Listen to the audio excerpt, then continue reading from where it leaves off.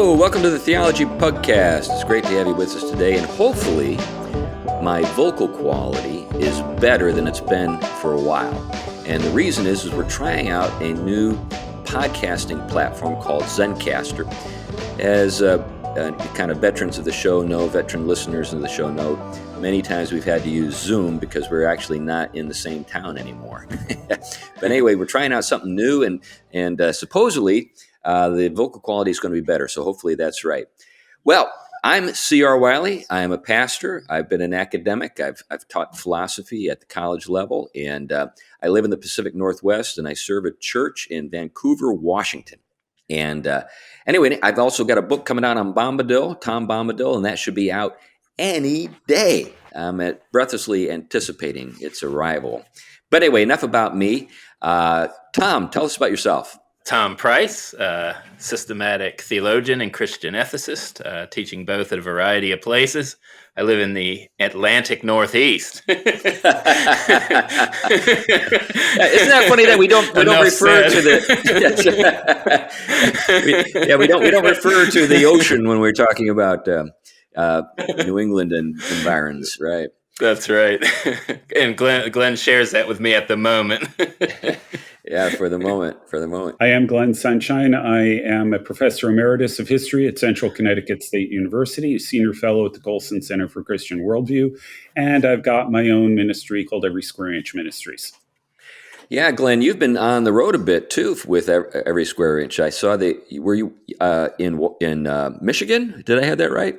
Yeah, I did a 2-day webinar, it was recorded and live streamed as well on critical theory in St. Joseph, Michigan. Nice. Well, anyway, it's your show today, Glenn, so you just go ahead and take it from here. Why don't you introduce the subject of the day? Okay. The subject actually comes from one of our listeners who submitted it through the Grumblers, which is the Facebook page for discussion of the podcast. For those of you who aren't aware of this, a group of pugs is called a grumble. So the Grumblers. So Mina Roller sent us an article by Joshua Wren called More Than a Matter of Taste, The Danger of Relegating Beauty to the Trivial Pursuit of Pleasure. And I'm not going to, I'll read a few excerpts from it as we go along. But the core idea here is that working through ideas about aesthetics. First of all, aesthetics. Aesthetics is a branch of philosophy that deals with the question of beauty and taste. And in the modern world, we've got this idea that all beauty is a matter of taste. Beauty is in the eye of the beholder. Now, there are a number of people who have got real questions about that. And this article cites Dietrich von Hildebrand, who, as they put it, beauty adheres to the object as a quality, independently of whether someone understands it, reacts appropriately to it, or enjoys it. So, in other words, he's arguing that beauty is something that's subjective.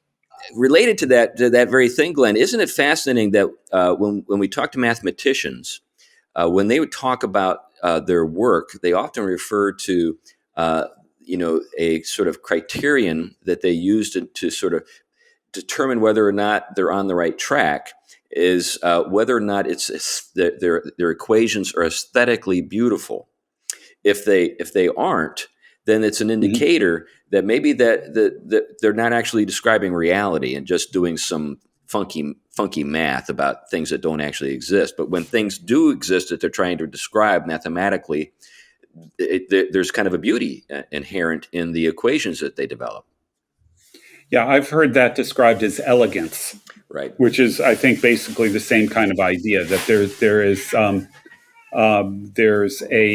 as you say, an aesthetic quality to it that for people who understand math has a kind of beauty about it.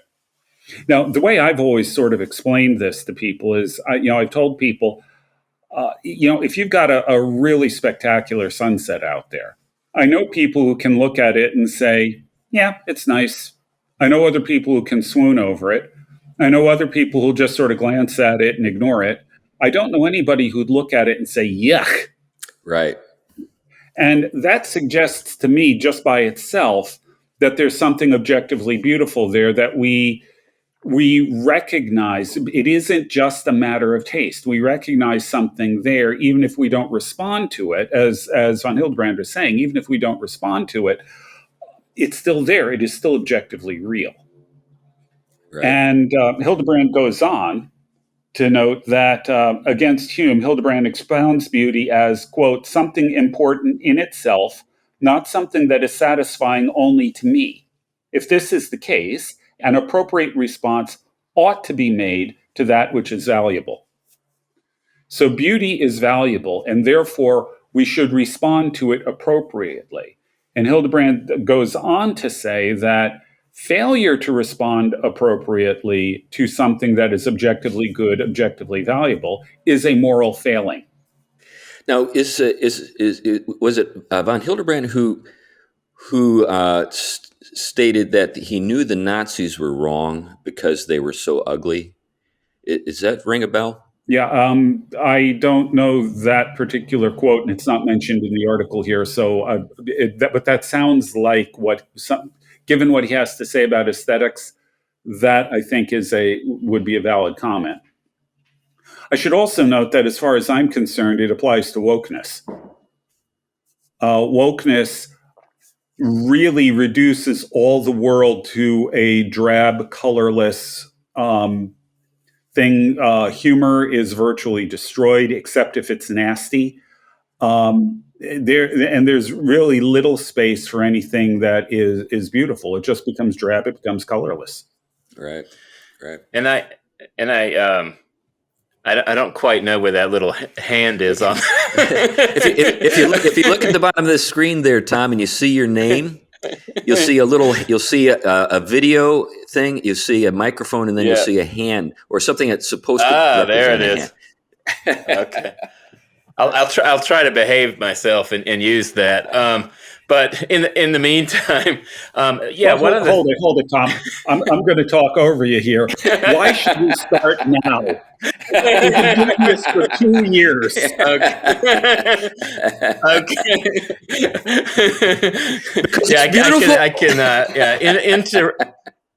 I can interrupt less if I have to find that hand thing.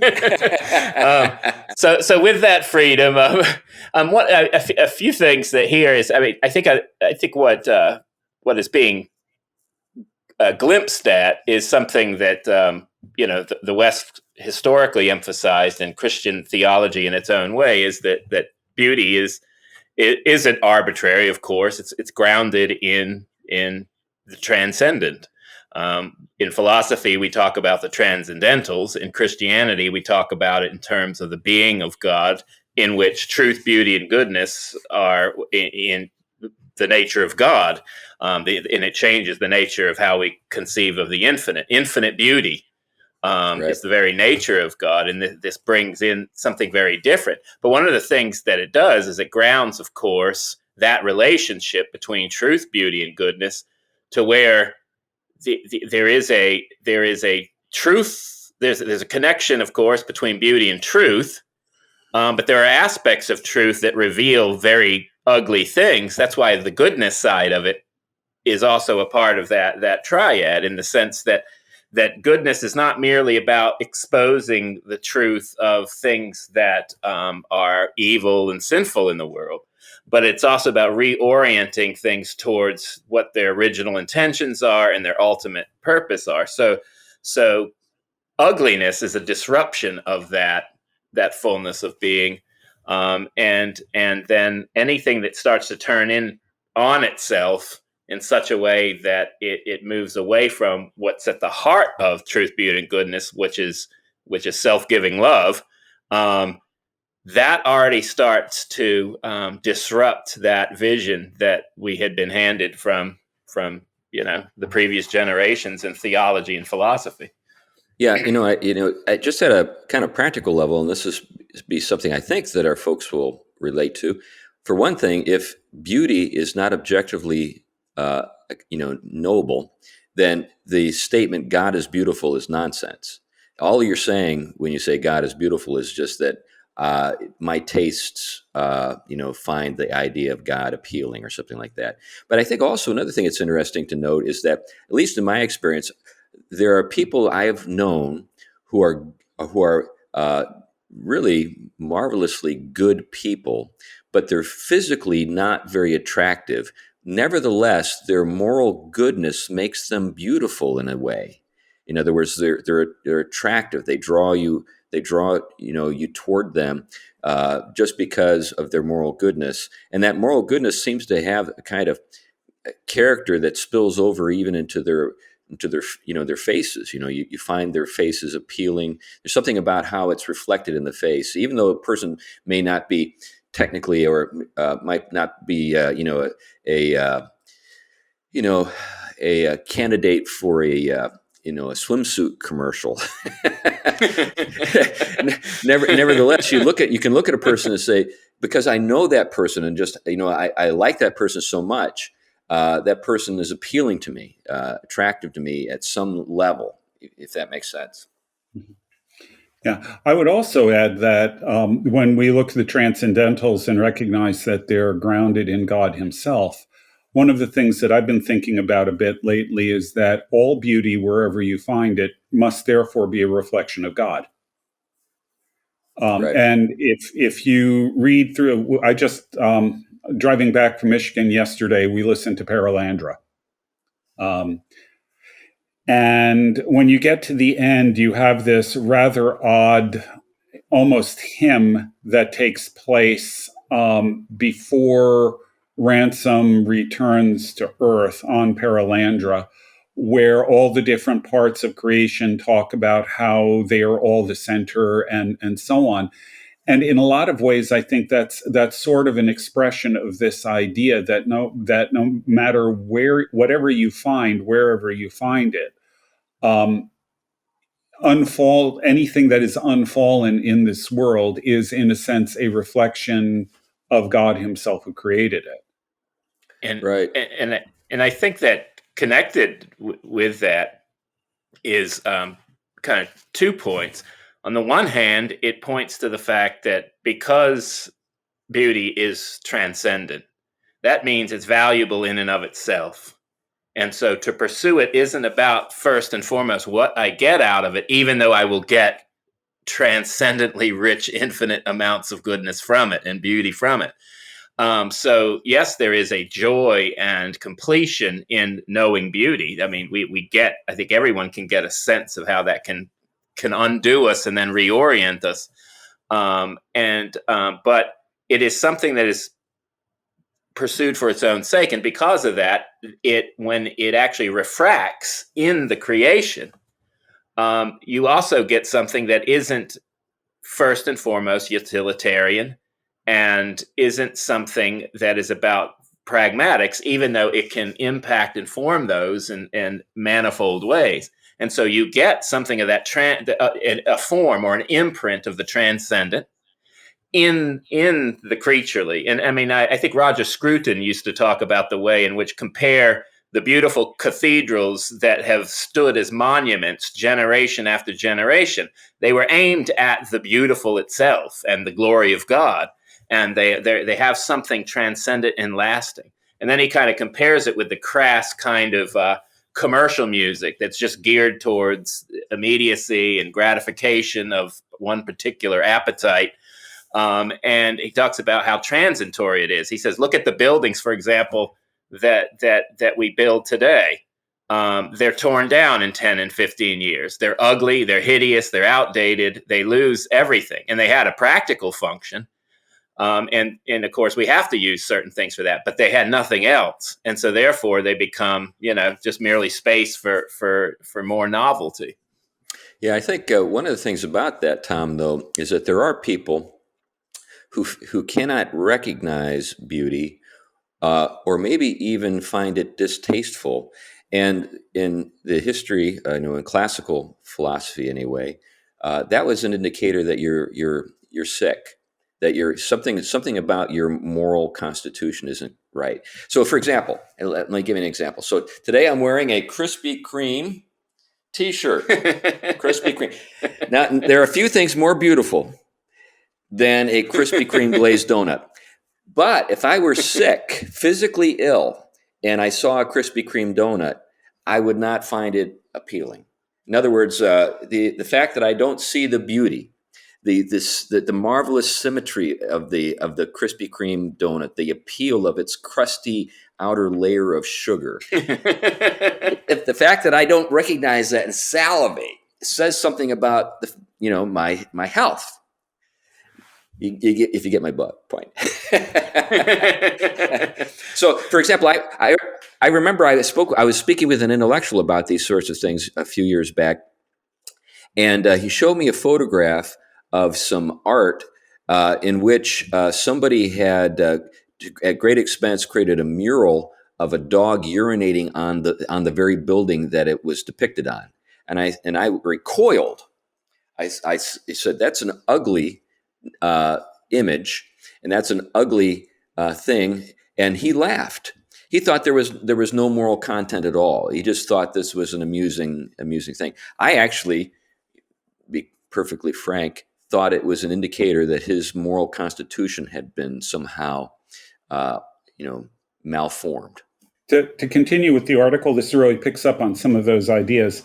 Hildebrand's contention has far-reaching implications for a whole sphere of human life that is often dismissed as inconsequential because, quote, if no response whatever is given because the human person remains totally obtuse, even in the face of something morally or aesthetically affecting, he is the bearer of an, quote, objective disharmony. On the other hand, if someone were to be, quote, filled with enthusiasm over kitsch, he too would be wrong, as, quote, a response of rejection ought to be given to that which is disvalue. So I think that your dog urinating on the building would kind of fall into that second category. And von Hildebrand would probably approve of your reaction because he would say this is, in fact, something of disvalue, which should be disvalued. Right. Well, one way to think about that would be to say, kind of apply maybe a Kantian argument. Do we want to make a universal law that every building should have a picture of a dog urinating on it? Well, it's interesting because the way in which, classic Christianity kind of really generated a very rich conception of aesthetics. A lot of people don't recognize that, but how it took over the kind of the Greek world, the Greco-Roman worlds, thought about it and brought it up into a new conception of the infinite, grounded in Trinitarian love, is phenomenal. That's worth a show, a few shows. Actually, I think it was theologians like, the Catholic von Balthasar was very instrumental in kind of recapturing this. Dave Bentley Hart's great book, The Beauty of the Infinite, was another, really capturing the fact that, with the conception of God as a free creator, actually, as we talked about last week, poiesis only properly applies to God. Because God is the one who is free and free from the necessity to create, and therefore it is a genuine giving, a fullness of expression of all that God is to the creation.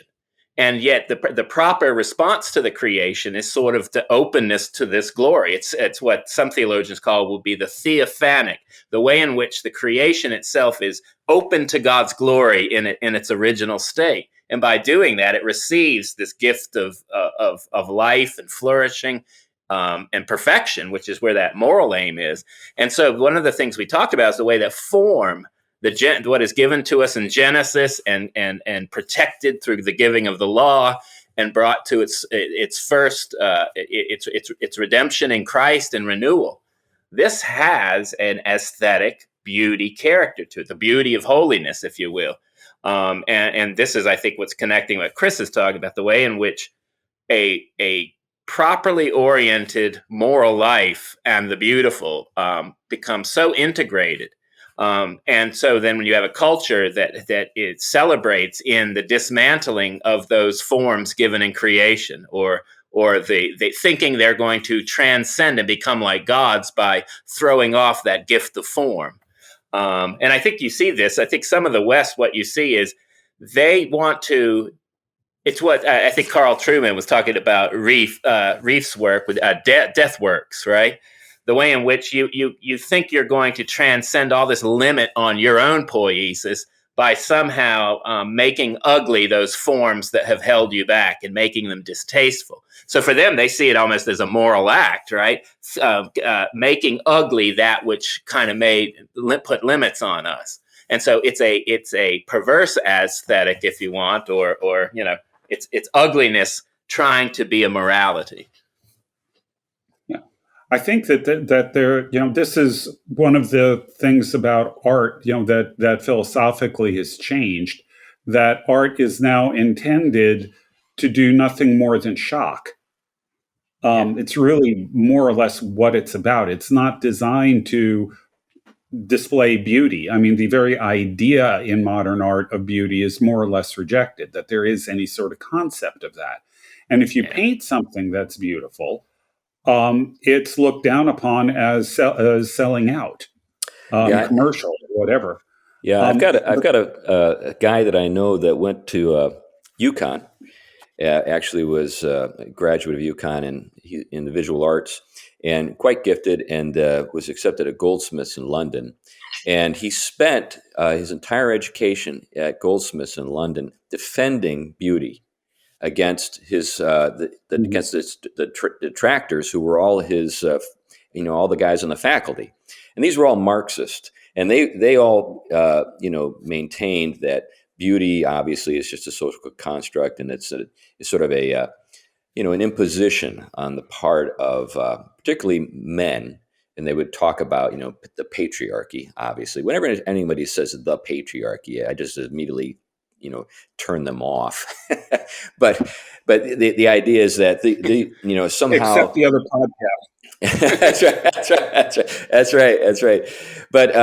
But the idea is that somehow, we white guys have imposed our notions of the beautiful upon the rest of the human race, and in so doing, we've harmed them and harmed the world even. But at the same time, what that means, getting back to our discussion of mimesis and poiesis, is that artists today don't really have to develop any skills, because skill corresponds to form. In other words, your ability to represent or represent form, or at least your own ideas, in a way that actually reflects those ideas and communicates to others, what you're talking about, or what you want them to see in the case of the visual arts. Anyway, go ahead, Glenn. Yeah, well, I was going to say there's another way in which we lose aesthetics. It's not just sort of in art, where we push the shocking or the ugly or the disruptive. It's not simply in embracing kitsch and stuff that doesn't have value, or for that matter, not just kitsch, but I would argue that there's a lot of music out there that is just objectively ugly. Right. I heard a thrash metal version of Amazing Grace once. Which, we won't go there. But the other way that it happens is, I'm going to tell you a story that I'm borrowing from my wife, who was a wildlife management major in college. And she had to take all kinds of classes, duck classes, tree classes, all kinds of things like that. And in one of her tree classes, she's sitting right next to me, so I better get this right. In one of her tree classes, she said that she loves beech trees. Beech trees are they are really just beautiful trees. I agree. I think beeches inspired the Malorns. Yeah, in yeah. Tolkien's world. Yeah. And she commented on how much she liked beech trees, and the TA who was teaching the class just looked at her and said, "They're worthless. They make lousy lumber. There's nothing you can do with them."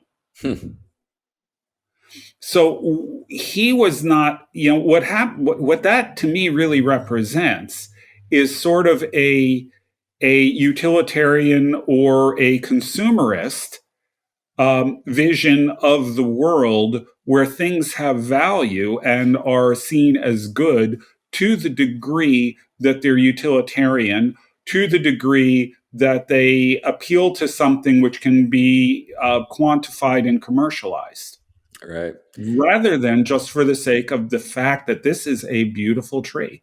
I can imagine one of these guys walking into a virgin forest and thinking of all of the lumber he could get, rather than appreciating the beauty of the forest. Yeah, who is it? Wendell Berry talks about that frame of mind, particularly related to forest.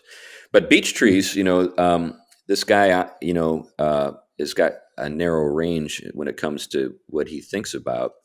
Beech trees are also the species of tree that produces what's known as ironwood. Ironwood is so tough, so resilient, so strong that it's harder than oak, for example. Mm-hmm. Yeah, I didn't know that came from beeches. Yeah. So now, to take this one step further, this is where things, frankly, get my goat really badly. The Tolkien Society.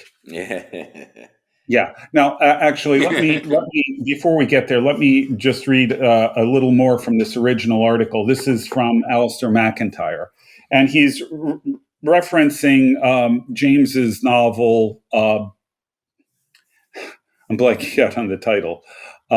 Anyway, one of James's novels. In After Virtue, the philosopher Alistair McIntyre describes the milieu of James's novel as one, quote, in which the manipulative mode of moral instrumentalism has triumphed. Here we are treated to an extended portrait of the condition of those who see in the social world nothing but a meeting place for individual wills, each with its own set of attitudes and preferences, and who understand that world solely as an arena for the achievement of their own satisfaction, who interpret reality as a series of opportunities for their enjoyment, and for whom the last enemy is boredom. Now, in the course of the novel, which is called Portrait of a Lady, a really difficult title, James has a guy who is an art collector, who's supposed to have a fabulous taste in art and all of that. And the lady in question is a woman whom he views as simply another piece of art to collect. Right. Basically, is where this goes. Right. Now, the thing that interested me about McIntyre's quote is that he points out that he puts it in the social context. I'd like to broaden it to the aesthetic context, where it views the world, the aesthetic world, as nothing more but a meeting place with it, where each person has their own set of attitudes and preferences, and who understand that world solely as an arena for the achievement of their own satisfaction. I'd like to extend that a little bit further to people who look at the world exclusively through a lens that is based on their own concepts of their identity and want to push things in a particular political or social direction that justifies their lifestyle decisions. Yeah, that's good. Before you jump there and sort of elaborate on that, I just want to say quickly in passing that this quote from McIntyre reminds me of Either Or, which is Søren Kierkegaard's book where he talks about different modes of life and the fact that they're irreconcilable and you've got to make a choice. That's the idea behind Either Or. But he would write pseudonymously, and through pen names, and he often would play different roles even in his books. So in Either Or, there's the aesthete, or just A, and then there is Judge William. I don't know if you remember that. That sort of what you see with the aesthete is when aesthetics are divorced from the ethical. There is what you have with McIntyre's observation. There's a kind of sort of devolution to the point of boredom.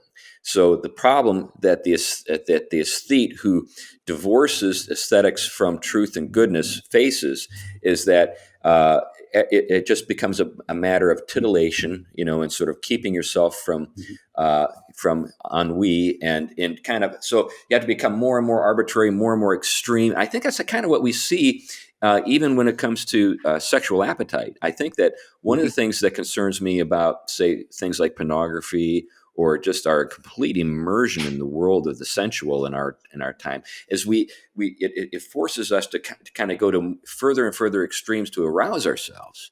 And that's where you get these sort of monsters, I think, emerging, like a Ted Bundy and others. Maybe he's a particularly extreme example.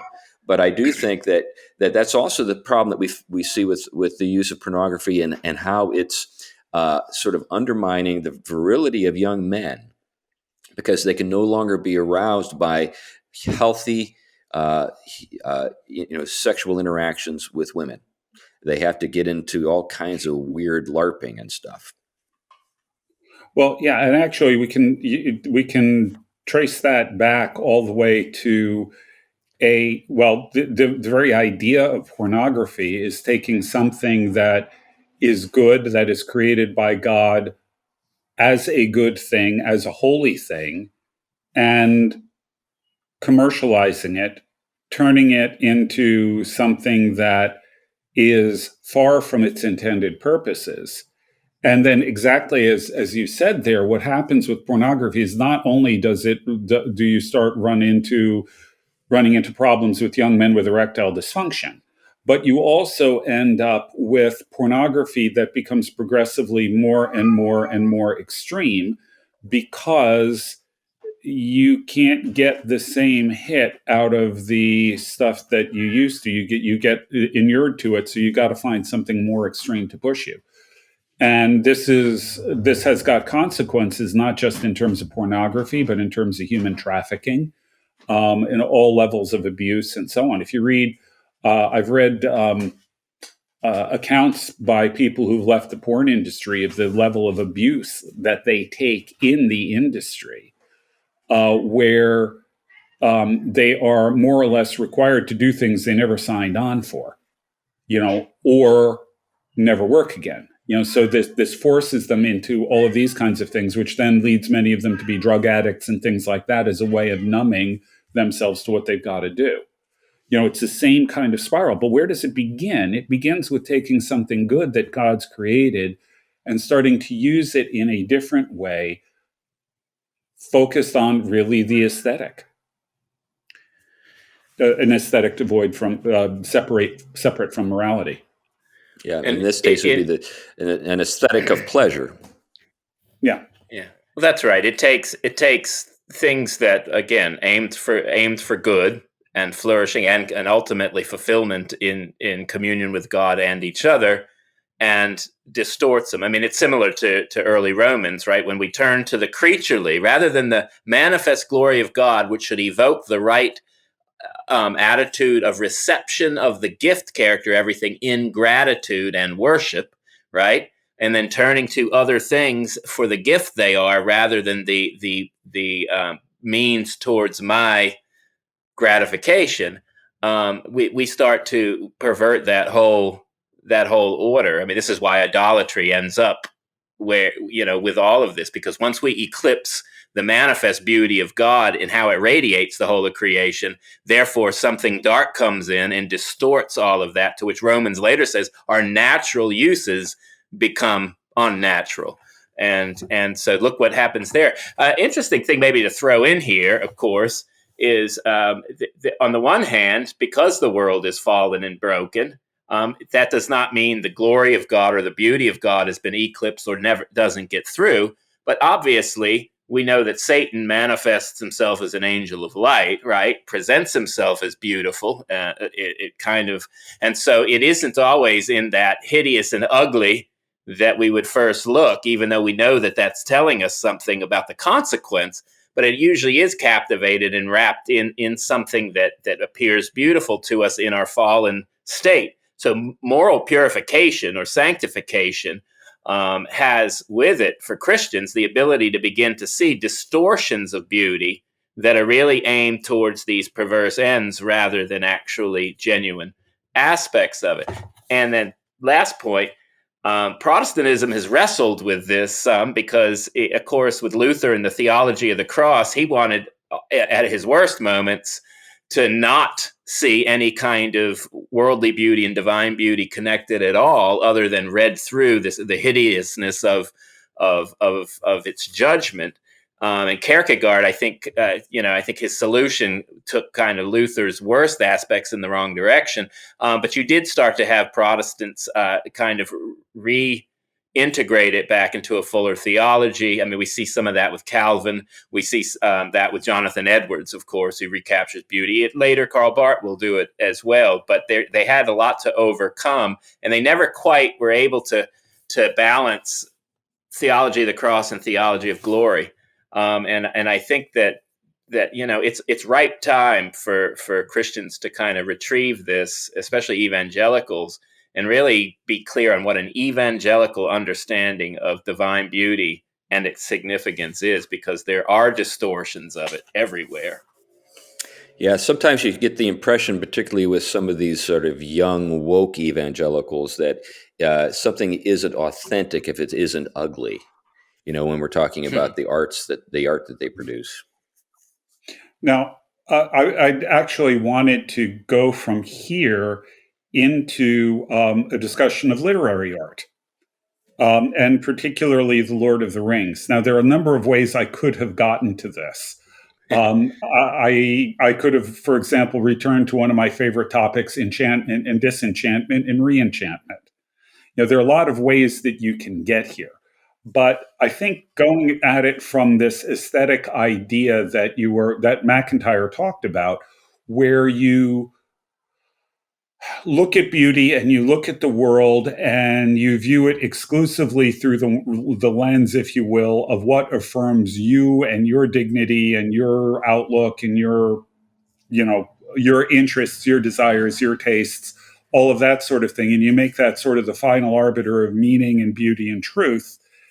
Well, I think we've got a good example of this in the Tolkien Society's current lineup of speakers for their conference, its summer seminar.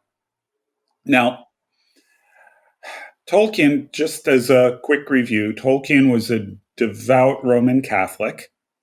He put a boatload of traditional Catholicism into The Lord of the Rings in different ways. Lembas represents the Eucharist, the bread of life. Galadriel is a stand-in for Mary. Key dates throughout the trilogy correspond to critical dates within the Catholic Church's liturgical calendar, and so on. He is a very conservative, traditional Catholic. The list of speakers for the summer seminar for the Tolkien Society includes the following. Cordelia Logsdon, speaking on Gondor in Transition, a brief introduction to transgender realities in The Lord of the Rings. Claire Moore, The Problem of Pain, portraying physical disability in the fantasy of J.R.R. Tolkien. V. Elizabeth King, The Burnt Hand teaches most about fire, applying traumatic stress and ecological frameworks to the narratives of displacement and resettlement across cultures in Tolkien's Middle-earth. Now that one in particular is a ugly title. I mean, is it possible for academics to write beautiful prose? Maybe not. At least if these people are, maybe they need to read a little more Tolkien. Yeah, well, it reminds me of Calvin and Hobbes writing a paper on transrelational something or another in Dick and Jane, and his conclusion was, academia, here I come. Okay, but it gets better. Christopher Vaccaro, Pardoning Saruman, the queer in Tolkien's Lord of the Rings. Oh, jeez. Sultana Raza, projecting Indian myths, culture, and history onto Tolkien's worlds. And so on. I mean, we can keep going on and on. The Invisible Other, Tolkien's dwarf women and the feminine lack. Who said comedy has been done for? Yeah, I mean, I have had questions about Tolkien's dwarf women, but this is just. But what it demonstrates is that these people are, ideologically hostile to Tolkien's vision, and they're just trying to use him for their own ends. Yeah, one more title. Quote, something mighty queer. Destabilizing cis-hetero amatonormativity in the works of Tolkien. Now, just think about how incongruous that is. Yeah, we can sort of keep going, but here we're back to all issues we've talked about before. Does authorial intent at all matter? Was what Tolkien was actually trying to do, is that at all relevant? Yeah, they wouldn't think so. I mean, they think he is not. There is no agency really for these people.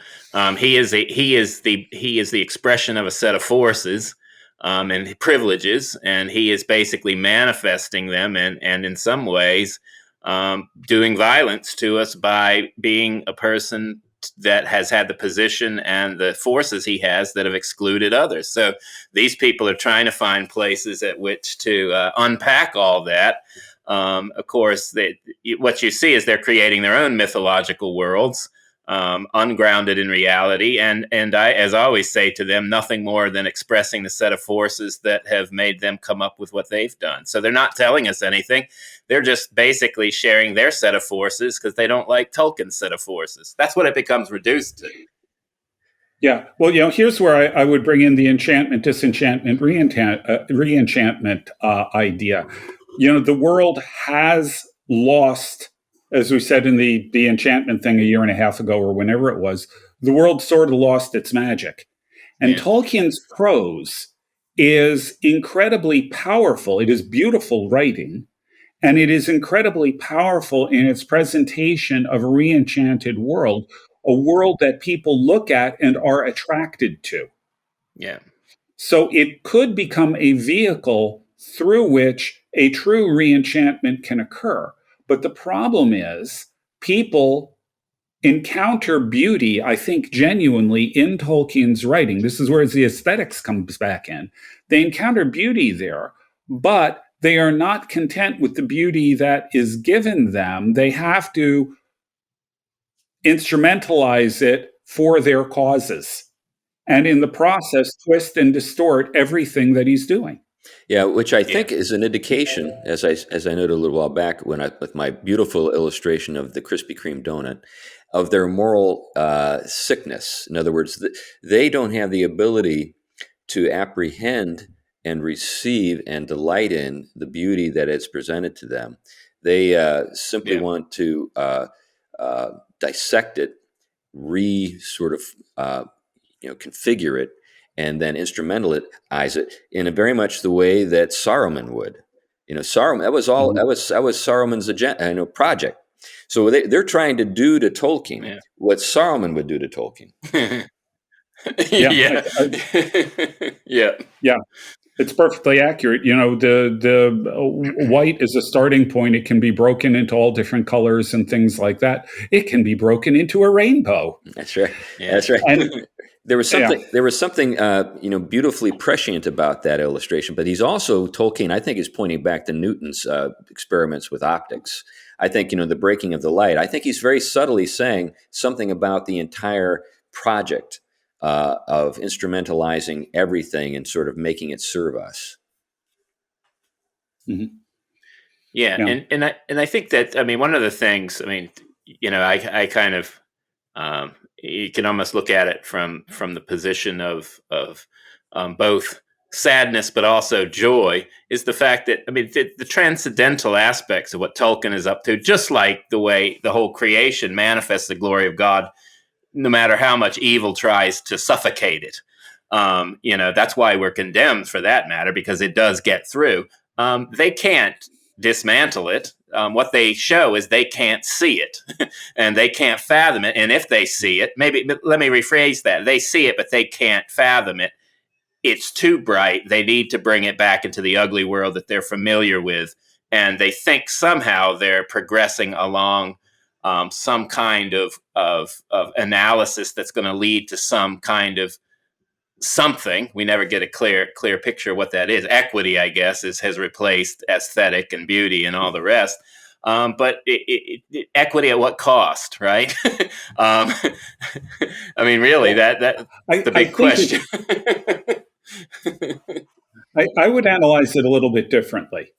I think it's that they see something that is genuinely good and beautiful, but they cannot, if they accept it at face value, if they accept it at the values that Tolkien himself put in it, it would challenge them to change. It would challenge them to be different. It would challenge them to, well, at the core of what they have adopted as their concept of their identity. Yeah. And so they've got to take this thing that they like, they love, they enjoy because they see in it beauty, and they've got to reform it in their own image or reinterpret it in their own image to allow space for themselves and to lay claim to it, even though it militates against everything that they stand for. But nonetheless, the power of it is such, the appeal of it is such, even to them, that they feel like they've got to do something with it to make it fit their worldview. Yeah, I think that's right, and I think it also tied this particular approach to Tolkien in particular ties into Tolkien's status in communist countries. If I recall correctly, he was banned in behind the Iron Curtain in many places. And for the very reasons, he was considered reactionary and so forth. Now, of course, they were narrowly focused in on, economics and, the concerns of classical Marxists. But the fact that he was sort of demonstrating that there was something beautiful to an age in the past that has been lost completely calls into question the entire Marxist narrative about, the direction of history and so forth. Anytime you can get across to somebody the idea that something valuable was lost, it challenges the whole history on our side stuff. It's interesting you mentioned that because Russian filmmaker Andrei Tarkovsky, who was Orthodox Christian in his kind of vision, but he was trying to communicate film under the pressures of Marxism, of course, and in Russia. And so one of the things you notice about his works, which a lot of people find infuriating, is that they will just take a camera and just film nature for a long period of time. But what he ended up doing is being able to communicate the rich beauty and the spiritually transcendent nature of being, without having to say anything that would fall into the hands of the script readers. And so they had to actually enter into a place they couldn't engage because they weren't qualified to do it. One of the things he did, he used to try to show transcendence sometimes by having someone almost astral project. Not because he was promoting astral projection, but it was the way in which he was communicating the material. The material can actually still exhibit the spiritual. It can't outrun it. And it is fascinating because it doesn't matter how much they tried to pressure it. So eventually they had to throw Tarkovsky out, or he ran to France or something. So they still could see, like a work with Tolkien, they could still see through a story something about it that just exposes them, and they don't like it. Yeah. Well, the interesting thing is that Tolkien was actually very popular in the Soviet Union, no matter how much they tried to ban him. One of the two observations here, one of the papers titles that I didn't read for this summer's Tolkien Society is Hidden Visions, Iconographies of Alterity in Soviet Bloc Illustrations for The Lord of the Rings. So, it is popular. I mean, you've got these illustrations out there. It was popular. And the first attempt to do a live action Tolkien film was done in Russia. And I haven't seen it, but from what I understand, it's the kind of thing that Well, low budget doesn't quite get there in terms of the production values, but again, it was popular enough that as soon as there was an opportunity to do it, these people cobbled something together to try to film the story. Hmm. So, I mean, however much it may have been banned, this is one of the problems with banning books. Whenever you ban books, you make them more popular. That's right.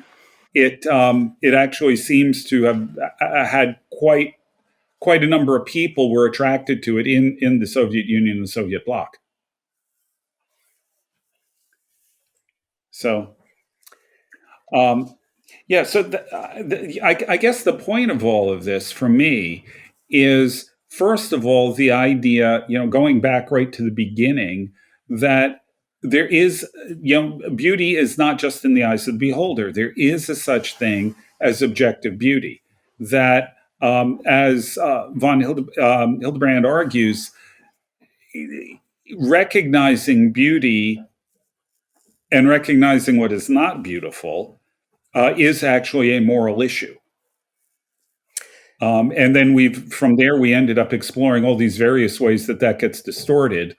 Yeah, so Chris. Yeah. I think getting back to literary criticism, I think what is a literary critic attempting to do if a literary critic is doing criticism in the mode that we're encouraging? Well, I think one of the things that a critic can do is kind of comb out things that are in a text that are, related to the transcendentals, obviously truth and goodness, but also beauty. It's helping people see something that perhaps they would have missed otherwise. So like when I think about my reflections on Bombadil, many people, the Bombadil haters out there, they can't see the point in his presence in the story. And so my work as a critic was intended to help bring to the surface some things that perhaps they were unaware of in terms of the larger setting of Bombadil and, sort of the world of Middle Earth, but also, the setting of Bombadil within the sort of the history of Western thought, and what are some things that are going on with Bombadil that people would miss if they weren't aware of certain debates, controversies related to, well, not just aesthetics, but even related to polity and politics, and even science and how it's practiced. That I could help people see, because I was aware of these things, and people who dismiss Bombadil's importance, would miss if they weren't aware of the things that Tolkien was I think, deftly and artfully addressing through the character of Bombadil. So I think that is a form of literary criticism that's kind of not just in keeping with this larger metaphysical vision, but also in keeping with the idea that the intentions of the author in terms of what he's written or she's written are important. Now, it doesn't mean that you limit yourself to those things, because one of the things I think that characterizes a truly great work is you'll be bringing in things to the work that you don't even fully appreciate yourself, and someone else can help you see. So you'll have authors sometimes who will be told, "Oh, this is what this reminded me of," and the author will say, "Wow, that's right, it does." Yeah, almost as though the author himself or herself is surprised at what's in when it is her own work. Yeah. Well, I suppose the other part of it is that for me, I'm just going back to some of these topics, inserting queer theory into The Lord of the Rings, which is at total odds with Tolkien's entire vision, his entire worldview. It seems to me that the problem there is that you are undermining not just the story as it's given, but all of the sources and roots and everything else that are part of that story. Right. Tolkien could not have created Middle Earth without being who he was.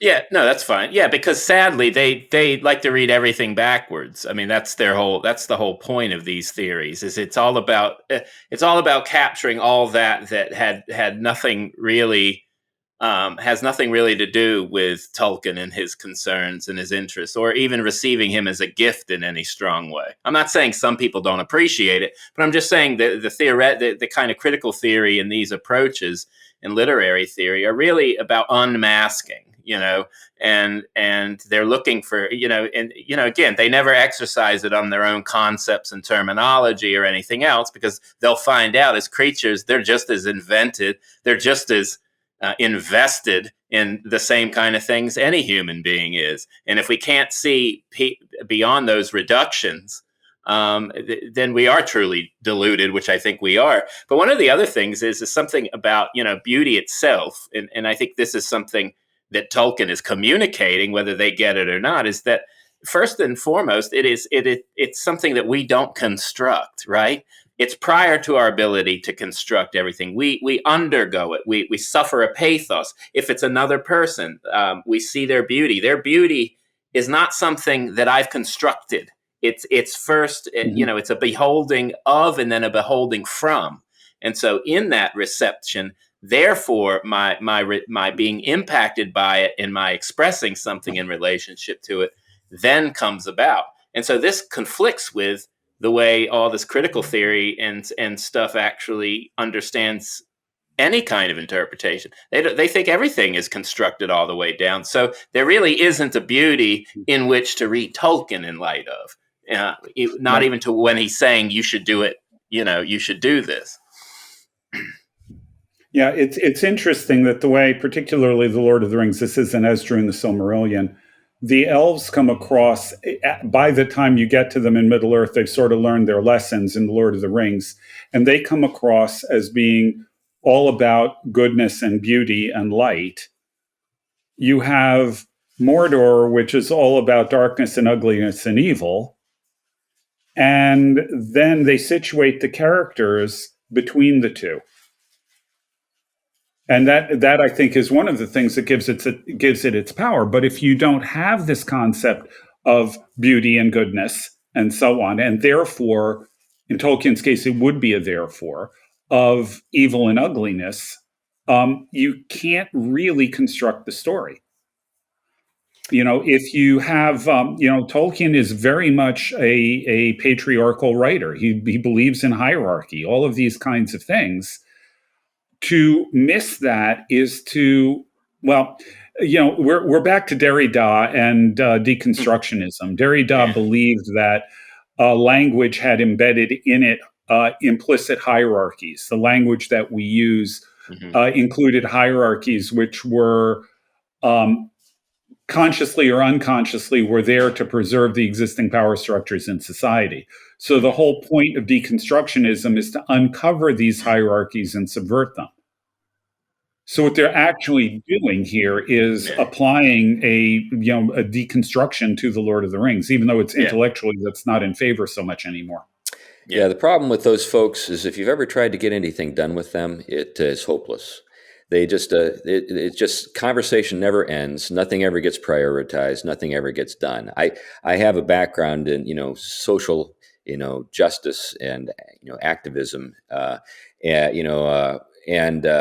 was just exasperating, to actually try to accomplish stuff with those folks. Because they never build anything of their own. They're always just tearing down other stuff and never actually producing anything that works. Well, yeah, and it's also, if you ever have the misfortune of attempting to read them, it's no accident that Roger Scruton talks about them inventing the nonsense machine. Yeah, that's right. Yeah, because the prose is absolutely impenetrable. Oh yeah, there's some of the worst. Anyway, we should probably start bringing this in for a landing here. We've been flying high and talking for a while about transcendentals and things like that. Is there anything that you want to say, Tom, as we wrap things up? Probably just end from my end with the kind of continuous project we have as Christians. Maybe I use task as a better word. Project is too invested in modernity. The task we have of, on the one hand, weighing the way in which these transcendentals, truth, beauty, and goodness, are being engaged at our time, and then evaluating them without shying away from the riches that we have. And I think Tolkien is an example of someone who was already aware with some of these theories before they took off. I mean, Lewis too. They were aware of the ideas of criticism that would eventually become deconstruction and the like. But they boldly pressed on, not shying away from these things like beauty, and that's something we shouldn't do. Become intimidated by these beauty haters, if you will. That's right. Yeah, good points. Glenn, do you have anything you want to say as we wrap up? Yeah, I think that one of the things that's worth thinking about is approaching it from the negative side. I mean, I think we need to be pursuing beauty and truth and goodness, but it's also, I think, worthwhile to consider the ways in which our culture devalues these. So you get to the idea of complete relativism in terms of goodness and truth and beauty, all three. Right. You get consumeristic or utilitarian approaches. You get these sort of idiosyncratic things that are designed to promote our own particular political ideologies, that take things out there and view them exclusively in terms of what our particular current set of issues are, and then either critique them on the basis of that or distort them to make them align with that. So we should be aware, I think, of all of these different tendencies as we're looking at how people approach these questions, particularly beauty here, but also it applies to truth and goodness as well. Right. Well, anyway, that's a good place to end. Those are great thoughts, Glenn. Hey, anyway, we want you to know, as a listener to the Theology Pugcast, that we appreciate you. We appreciate the fact that you've listened all the way to the end of the show, and we think you're beautiful for that. But anyway, we are very pleased that so many folks listen to each episode. We're also pleased that people have rated us on iTunes and elsewhere, and given us some nice things that they've said about us. And right now, we're working on a couple of things. One of those things is the Fight, Laugh, Feast conference coming up in Nashville in, I believe it's September. So we're hopeful that we can be there. I know that they would like us to do a live show at that time in Nashville. So we're working a little bit on that. And we're also working on bringing the Pugcast out into the Pacific Northwest. There are some things in the works with regard to that. And as we know more, we'll let you know. But we do know this, that it'll be toward the end of October and into early November. That's kind of the time frame in which that would happen. We still have to get all the details worked out, but that's the time frame that we're thinking about. Anyway, enough of that. Thanks again for listening to the Theology Pugcast. Bye-bye. Bye now. Bye.